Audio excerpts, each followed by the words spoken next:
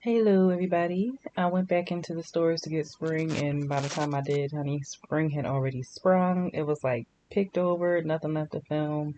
So I just said, you know what, I'll just skip it. And then when I went back in again, everybody's trying to hop on the 250 bandwagon for Independence Day. Even stores that usually never have anything for 4th of July, they have something for 4th of July. So I went in at home, and honestly, the stores, even though there's a lot of competition, everybody wants you to come in to get their things, there's not really anything new because Independence Day, if I think I said it before, is my least favorite holiday to decorate for because it's so boring. They do the same old, nothing interesting. I don't even like the material that's used when they do decorations for Independence Day and all that. But everybody has things out, so I went at home and they have less and more than I thought they would have. I'm not surprised it wasn't a huge selection of things, but it was more than I thought it would be.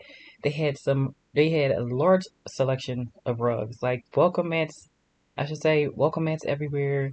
They had the cutest placemat I had ever seen, but I wish I would have zoomed in on it. I didn't realize I didn't zoom in or get close enough so you could see all the beading detail because that was the cutest placemat I've ever seen, especially for 4th of July.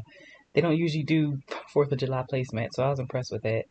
The garland was not really anything to write home about, but the what is these called? What are these called? Windmills. The eagle windmill I thought was so cute, and I'm like, you could leave those out really all year round. Like if you're patriotic, you can kind of just leave them out all year round. You don't really even need to get them just for now. But that was cute, and they had this lighted sign that's gonna come up.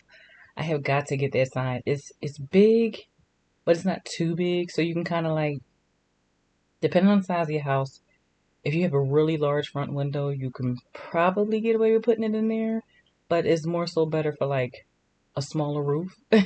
You'll see when it comes up. But they didn't have a lot, but they did have some things that you can put together. A nice barbecue. If you want to have things out on your front lawn, on your front porch, here's the sign right here. I'm absolutely going to get this.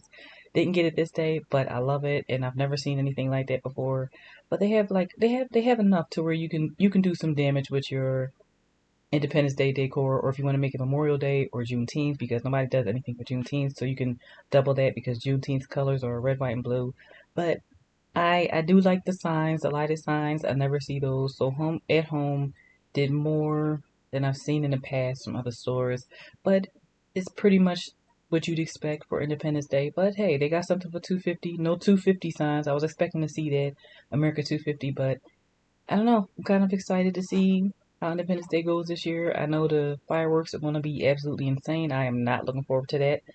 And with that being said, these stores don't really have much to film, so they're not going to be long at all, as you see with this one. So, with that being said, you'll see me in the next one. Deuces.